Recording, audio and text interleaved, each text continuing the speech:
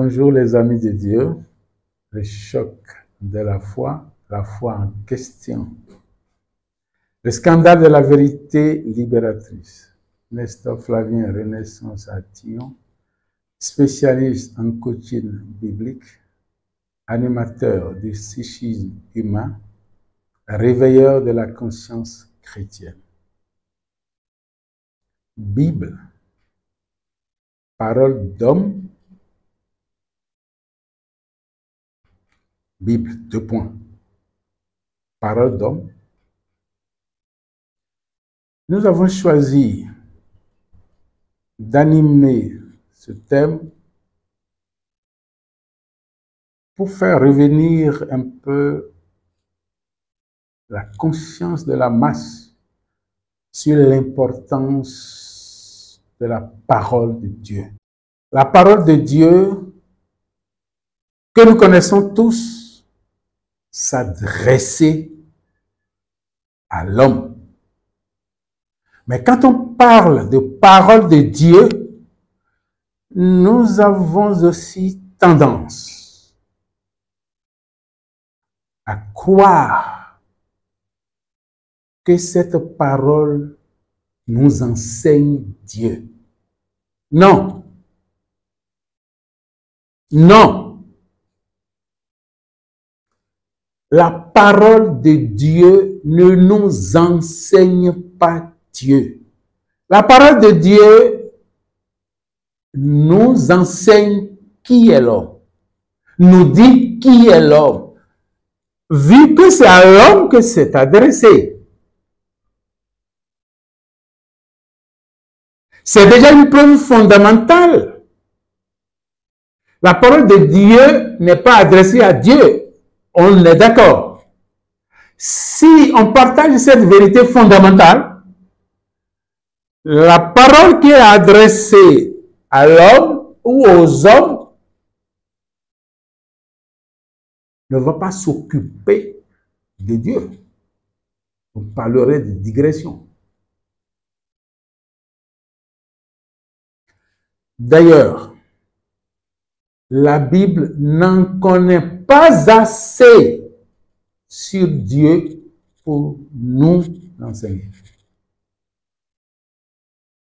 Écoutons bien, la Bible n'en connaît pas assez sur Dieu pour nous enseigner.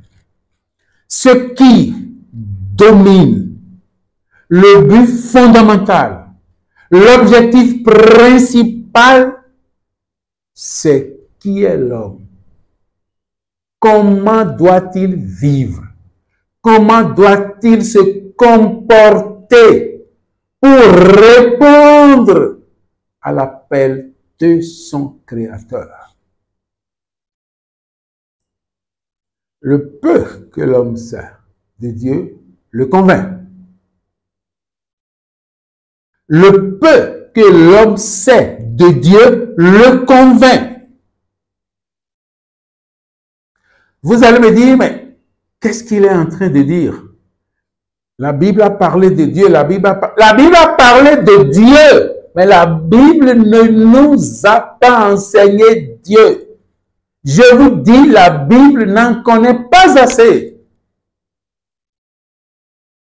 pour nous enseigner Dieu. Je prends un exemple à tout hasard. Dieu demande à Abraham d'aller lui sacrifier son fils, Isaac. Vous avez vu tout ce qu'il y a là. C'est Dieu qui est enseigné là. À qui cet enseignement est adressé? À qui cette parole est adressée? À Abraham. À l'homme. Pour se connaître. Pour se juger. Juger son obéissance à Dieu. Juger sa fidélité à Dieu. Parce que quand Dieu a créé l'homme, Dieu attend de lui des retours. C'est l'explication qu'on nous donne. Mais ça nous dit quoi sur Dieu? Vous allez dire un tentateur? Non. Un mangeur d'hommes? Non. Ce n'est pas le sang d'Isaac qui plaisait à Dieu. Et pas du tout. Mais qui est Abraham? Où est son cœur par rapport à lui? Où met-il son cœur? Quel est son amour? Quel type d'amour il a pour Dieu? Connaître, Abraham doit se connaître. L'homme doit se connaître. Tous les exemples, tous les faits de la Bible, c'est comme ça. Alors, si dans cette demande,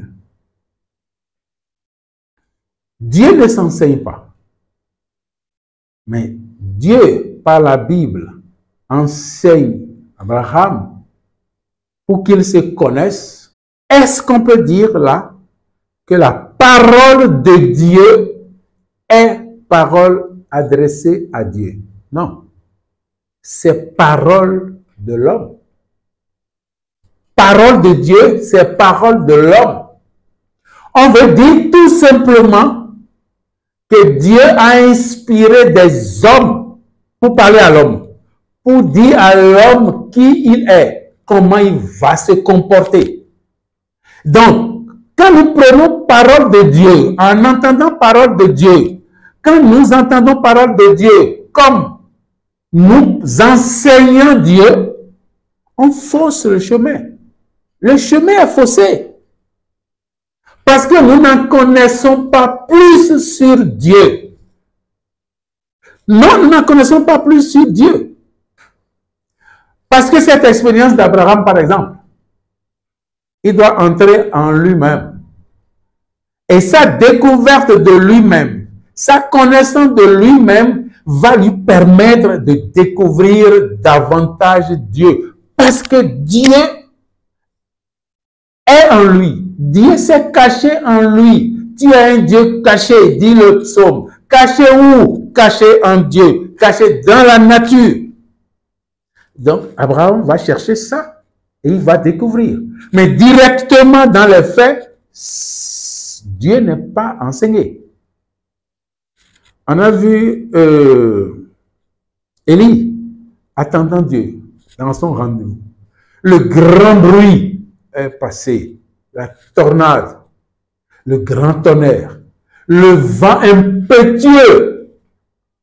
Mais il a attendu Dieu, il a certainement dit, quand quelque chose de grand arrive, il dit certainement Dieu va venir. Mais il a attendu Dieu, il n'a pas vu Dieu.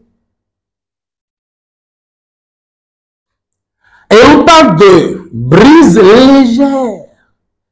Ah, c'est dans ça qu'il a découvert Dieu.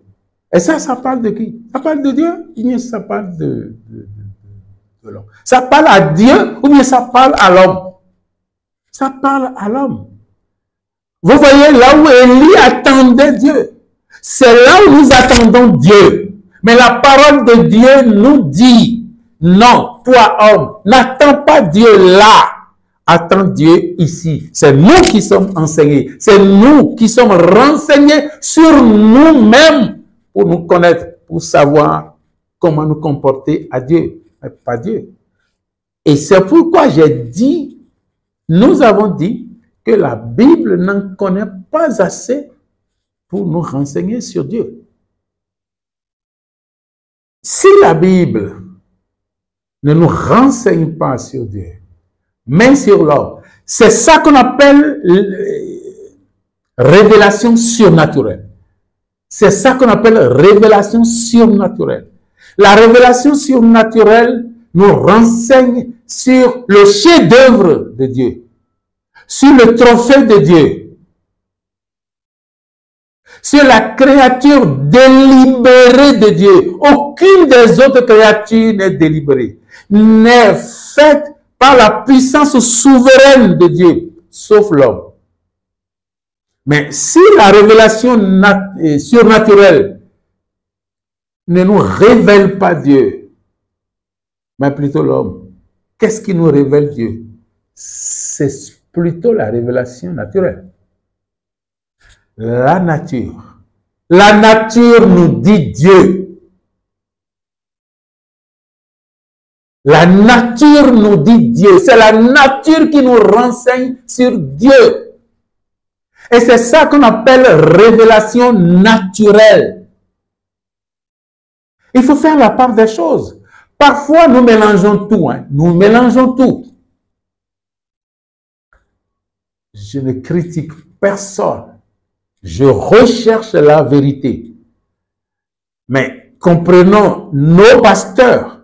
Quand ils nous parlent, ils n'ont pas assez de temps pour faire la part des choses. C'est nous-mêmes. Après avoir entendu telle prédication, telle homélie, tel ceci, cherchez nous-mêmes. Celui qui a soif de la vérité doit chercher la vérité et la découvrir. Et là, si la révélation naturelle, nous connaissons son but, la révélation surnaturelle, nous connaissons son but. Désormais, on ne fait plus mélange des choses.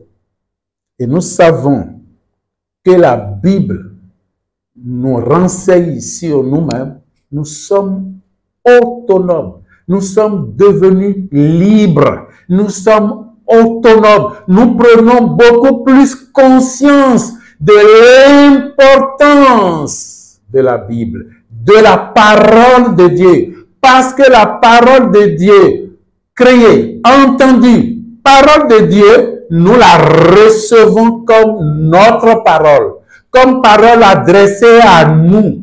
Et du coup, toute notre foi change. Toute l'importance de notre foi change. L'orientation de notre foi change. Nous comprenons désormais, tiens, c'est pour nous que Dieu a fait tout ça. Mais si, au contraire, on continue de croire que la Bible nous parle de Dieu, nous renseigne sur Dieu, nous enseigne Dieu, et que c'est la petite part que nous avons, vous voyez comment naturellement la négligence nous gagne.